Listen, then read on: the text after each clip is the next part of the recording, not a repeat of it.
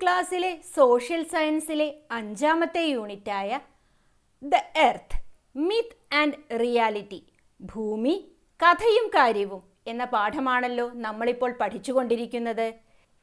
ഇന്നു നമുക്ക് rotation and revolution, ഭ്രമണവും പരിക്രമണവും എന്താണെന്ന് പഠിക്കാം. അതുമായി ബന്ധപ്പെട്ട വർക്ക്ഷീറ്റുകളും ചെയ്യാം. 6ാം ക്ലാസ്സിലെ മറ്റു വീഡിയോകൾ ഈ ചാനലിൻ്റെ ഹോം പേജിലുണ്ട്. കാണാത്ത കൂട്ടുകാർ അത് കാണുമല്ലോ. അക്ഷാംശ രേഖകളെക്കുറിച്ചും രേഖാംശ രേഖകളെക്കുറിച്ചുമൊക്കെ കഴിഞ്ഞ ക്ലാസ്സുകളിൽ നമ്മൾ മനസ്സിലാക്കി. ഇന്നു നമുക്ക് ഭൂമിയെക്കുറിച്ച് മറ്റു ചില കാര്യങ്ങൾ മനസ്സിലാക്കാം. കൂട്ടുകാർ ഈ ചിത്രം ശ്രദ്ധയോടെ നോക്കൂ. ഭൂമിയിലെ 2 വ്യത്യസ്ത ഭാഗങ്ങളിലുള്ള കുട്ടികളുടെ ചിത്രമാണ്. ഒരാൾ സ്കൂളിൽ പോവുകയാണ്, അതേസമയം മറ്റൊരാൾ നല്ല ഉറക്കത്തിലുമാണ്. എന്താണിതിന് കാരണം?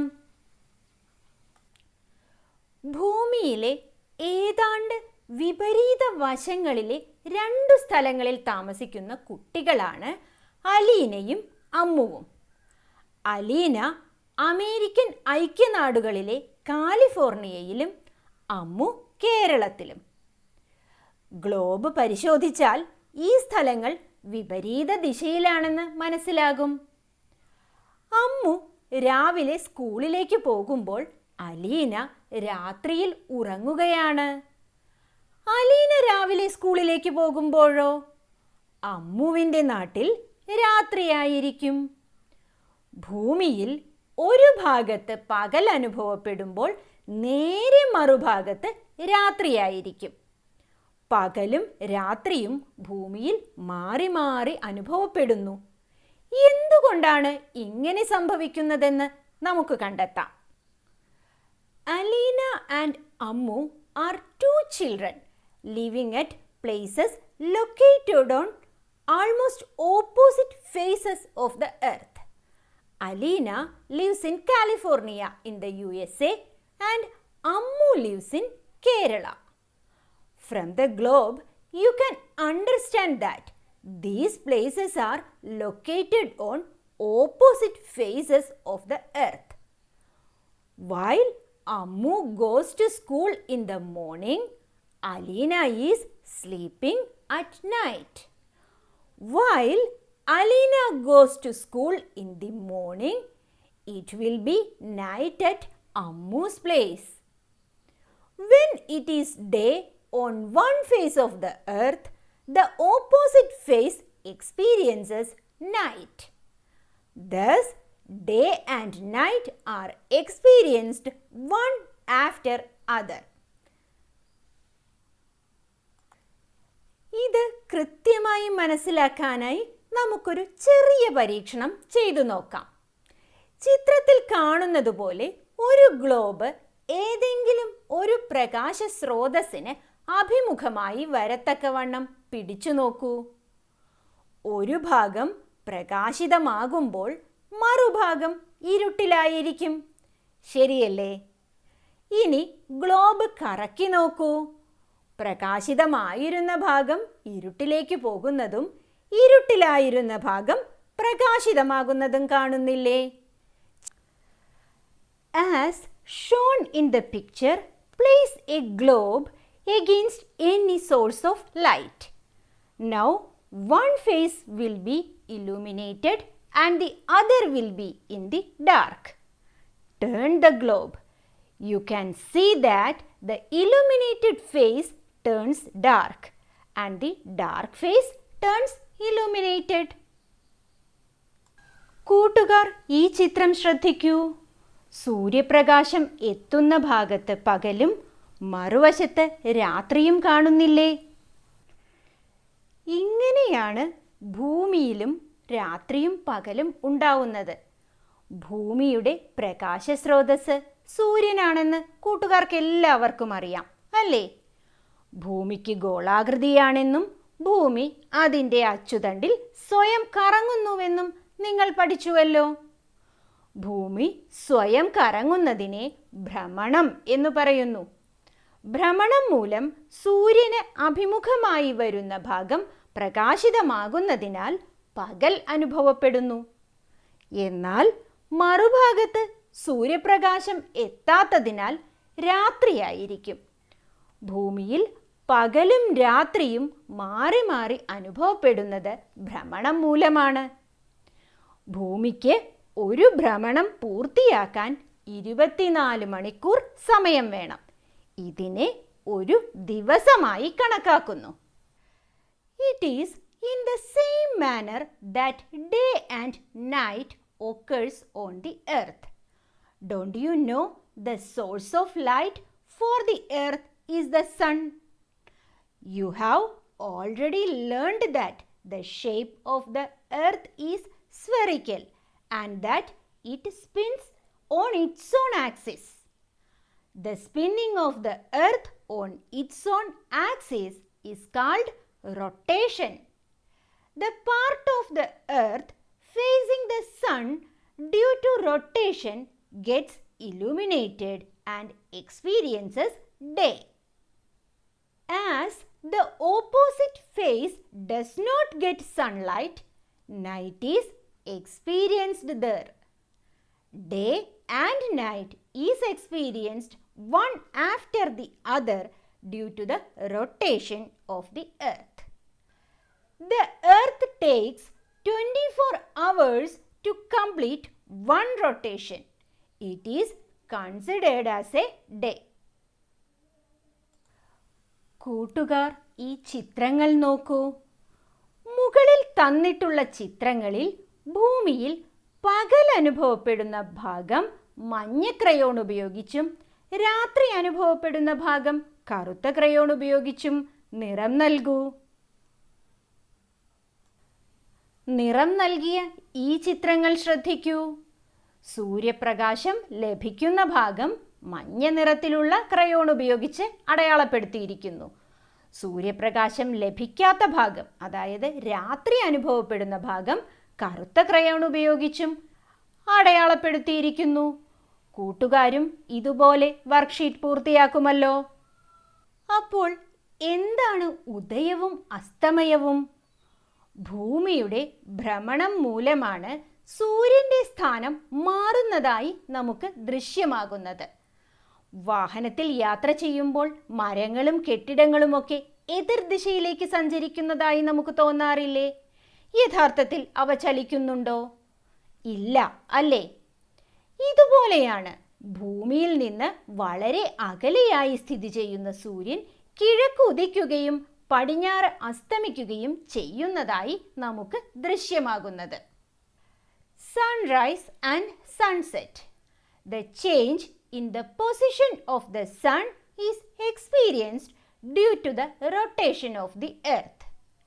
You might have noticed that the trees and buildings seem to move in the opposite direction while we travel in the vehicles. Do they really move? No. Similarly, the sun, which is far away from the earth, seems to rise in the east and set in the west. ഒരു ഗ്ലോബിനെ ചിത്രത്തിൽ കാണുന്നത് പോലെ ഇടതുഭാഗത്തു നിന്ന് വലതുഭാഗത്തേക്ക് കറക്കൂ. ഇടതുഭാഗം പടിഞ്ഞാറും വലതുഭാഗം കിഴക്കുമാണെന്ന് സങ്കല്പിക്കൂ. ഭൂമിയുടെ ഭ്രമണം പടിഞ്ഞാറു നിന്ന് കിഴക്കോട്ടായതിനാലാണ് സൂര്യൻ കിഴക്കുദിച്ച് പടിഞ്ഞാറ് അസ്തമിക്കുന്നതായി നമുക്ക് തോന്നുന്നത്. പകൽ വിവിധ സമയങ്ങളിലെ നിങ്ങളുടെ നിഴലിനുമില്ലേ മാറ്റങ്ങൾ? Turn a globe placed on the table from left to right as shown in the picture. Imagine that the left side is the west and the right side is the east. It is because of the rotation of the earth from west to east that the sun seems to rise in the east and set in the west. Haven't you noticed the changes in the shadows over the day? എല്ലാ സമയത്തും വസ്തുക്കളുടെ നിഴൽ ഒരുപോലെയായിരിക്കുമോ? അല്ലേ അല്ല. ഒരു worksheet പൂർത്തിയാക്കിയാലോ? ചിത്രം നോക്കൂ. എല്ലായ്പ്പോഴും സൂര്യപ്രകാശം ലഭിക്കുന്നതിൻ്റെ എതിർദിശയിലായിരിക്കും നിഴലുകൾ കാണപ്പെടുക. അങ്ങനെയാണെങ്കിൽ ഓരോ ചിത്രത്തിലെയും നിഴലിൻ്റെ എതിർദിശയിലായിരിക്കും സൂര്യൻ വരേണ്ടത്, ശരിയല്ലേ? അങ്ങനെയാണെങ്കിൽ ഓരോ ചിത്രത്തിലും സൂര്യൻ്റെ സ്ഥാനം ശ്രദ്ധിക്കൂ. ഭൂമിയിൽ എല്ലായിടത്തും വിവിധ ഋതുക്കളുണ്ട്, അല്ലേ? മാറുന്ന കാലങ്ങൾ. ഭൂമി അതിൻ്റെ സാങ്കല്പിക അച്ചുതണ്ടിനെ ആധാരമാക്കി സ്വയം കറങ്ങുന്നതിനോടൊപ്പം സൂര്യനെ വലം വയ്ക്കുകയും ചെയ്യുന്നു. ഈ വലം വയ്ക്കൽ പരിക്രമണം എന്ന് അറിയപ്പെടുന്നു. Along with the rotation on its axis, the earth also moves around the sun. The movement of the earth around the sun is called revolution. ഒരു വർഷത്തിനുള്ളിൽ തന്നെ എന്തൊക്കെ മാറ്റങ്ങളാണ് നമുക്ക് ചുറ്റിലും അനുഭവപ്പെടുന്നത് എന്ന് നിങ്ങൾ ശ്രദ്ധിച്ചിട്ടുണ്ടോ? സ്കൂൾ വർഷാരംഭത്തോടെ മഴക്കാലമായി.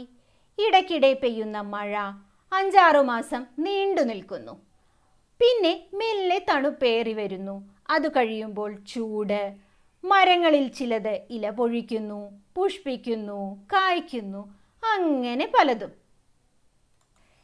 എന്തുകൊണ്ടാണ് ഇങ്ങനെയൊക്കെ കാലങ്ങൾ മാറി മാറി അനുഭവപ്പെടുന്നത് എന്ന് ചിന്തിച്ചിട്ടുണ്ടോ? ഭൂമിയുടെ പരിക്രമണമാണ് ഇത്തരത്തിൽ വിവിധ കാലങ്ങൾ അനുഭവപ്പെടുന്നതിന് കാരണം. Do you know why these seasonal changes occur? It is due to the revolution of the earth that we experience different seasons. കൂട്ടുകാർ ചിത്രം ശ്രദ്ധിക്കൂ. സൗരയൂഥത്തിൻ്റെ ചിത്രമാണിത്, അല്ലേ? എല്ലാവർക്കും പരിചിതമാണ്. സൂര്യനെ ഭൂമി പരിക്രമണം ചെയ്യുന്നു. സൗരയൂഥത്തിലെ എല്ലാ ഗ്രഹങ്ങളും സൂര്യനെ വലം വയ്ക്കുന്നു എന്ന് നമ്മൾ മുൻ ക്ലാസ്സുകളിൽ പഠിച്ചിട്ടുണ്ടല്ലോ. ഒരു പരിക്രമണം പൂർത്തിയാക്കുവാൻ ഭൂമിക്ക് എത്ര ദിവസങ്ങൾ വേണ്ടിവരുമെന്നറിയാമോ? കൃത്യമായി പറഞ്ഞാൽ 365 ദിവസങ്ങൾ. ഇതാണ് ഒരു വർഷം എന്നറിയപ്പെടുന്നത്. You have learned in the previous class that all the planets in the solar system revolve around the sun. Do you know how long it takes for the earth to complete one revolution around the sun? Actually, it will take 365 and a quarter days, which is considered as a year. ഭൂമിയുടെ പരിക്രമണത്തിൻ്റെ വേഗതയെക്കുറിച്ചറിയാമോ? ഹോ, എന്തൊരു വേഗം! ഒരു വിമാനത്തിൻ്റെ വേഗത എത്രയാണെന്നറിയാമോ? മണിക്കൂറിൽ ഏകദേശം 560 kilometre ആണ്. എന്നാൽ മണിക്കൂറിൽ ശരാശരി 96,000 കിലോമീറ്റർ വേഗതയിലാണ് ഭൂമിയുടെ പരിക്രമണം. Wow, what a speed! Do you know the average speed of an aeroplane? It is about 560 km per hour. But the speed of revolution of the earth is 96,000 km per hour. കൂട്ടുകാർ ഈ കലണ്ടറുകൾ ശ്രദ്ധിക്കൂ. 2016, 17, 18, 19, 20, 21 എന്നീ വർഷങ്ങളിലെ ഫെബ്രുവരിയിലെ കലണ്ടറുകളാണ് ഇവിടെ കൊടുത്തിട്ടുള്ളത്. ഇതിൽ ചില വർഷങ്ങളിൽ 29 ദിവസങ്ങൾ കാണുന്നുണ്ട്, അല്ലേ? ബാക്കിയുള്ളവയിൽ 28 ദിവസങ്ങളേയുള്ളൂ. 2016 2020 29 ദിവസങ്ങളുണ്ട്. എന്താണ് ഇതിന് കാരണം? ഇങ്ങനെ 29 ദിവസങ്ങൾ ഫെബ്രുവരി മാസത്തിൽ വരുന്ന വർഷങ്ങളെ അധിവർഷം അഥവാ ലീപ് ഇയർ എന്നാണ് പറയുന്നത്.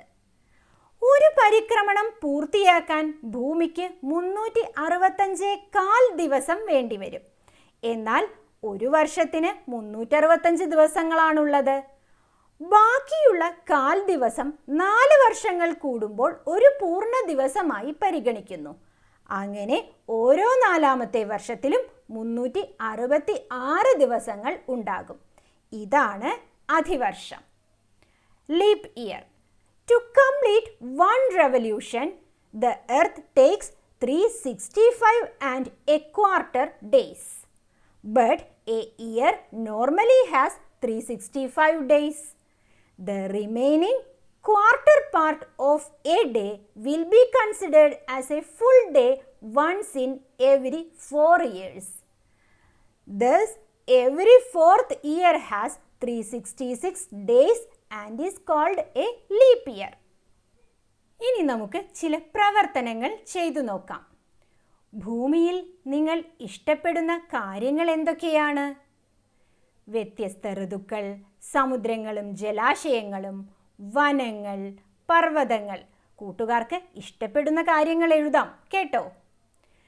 നിങ്ങൾക്ക് ഏറ്റവും ഇഷ്ടപ്പെട്ട ഒരു രാജ്യവും അതിൻ്റെ അക്ഷാംശ രേഖാംശ രേഖകളുടെ അടിസ്ഥാനത്തിലുള്ള സ്ഥാനവും എഴുതുക. ഇന്ത്യ 8 ഡിഗ്രി വടക്ക് അക്ഷാംശത്തിനും 38 ഡിഗ്രി വടക്ക് അക്ഷാംശത്തിനും ഇടയിലാണ് ഇന്ത്യയുടെ സ്ഥാനം. 68 ഡിഗ്രി കിഴക്ക് രേഖാംശത്തിനും 98 ഡിഗ്രി കിഴക്ക് രേഖാംശത്തിനും ഇടയിലാണ് ഇന്ത്യ വരുന്നത്. ഭൂമി അഭിമുഖീകരിക്കുന്ന പ്രശ്നങ്ങൾ എന്തൊക്കെയാണ്? മലിനീകരണം, കാലാവസ്ഥാ വ്യതിയാനങ്ങൾ, വനനശീകരണം, മണ്ണിടിച്ചിൽ. ഈ പ്രശ്നങ്ങളെ പരിഹരിക്കാനുള്ള നിർദ്ദേശങ്ങൾ എന്തൊക്കെയാണ്? കൃത്യമായ മാലിന്യ സംസ്കരണം, ആവാസ വ്യവസ്ഥയുടെ സംരക്ഷണം, മരങ്ങൾ നട്ടുപിടിപ്പിക്കൽ, കൃത്യമായ ജലവിനിയോഗം. ഭൂമി അഭിമുഖീകരിക്കുന്ന പ്രശ്നങ്ങൾ ഇനിയുമുണ്ട്. അവയ്ക്കുള്ള പരിഹാരങ്ങളും ഏറെയുണ്ട്. കൂട്ടുകാർക്ക് ഇഷ്ടപ്പെട്ട രീതിയിൽ ഈ ചോദ്യങ്ങളുടെ ഉത്തരം എഴുതാം. ഭൂമിയുടെ ആകൃതിയുടെ പേരെന്ത്? ആകൃതി സവിശേഷത വ്യക്തമാക്കുക. Name the unique shape of the earth.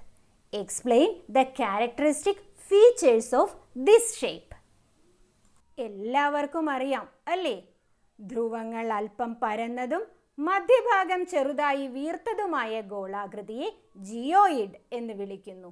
Geoid എന്ന പദത്തിനർത്ഥം ഭൂമിയുടെ ആകൃതി എന്നാണ്.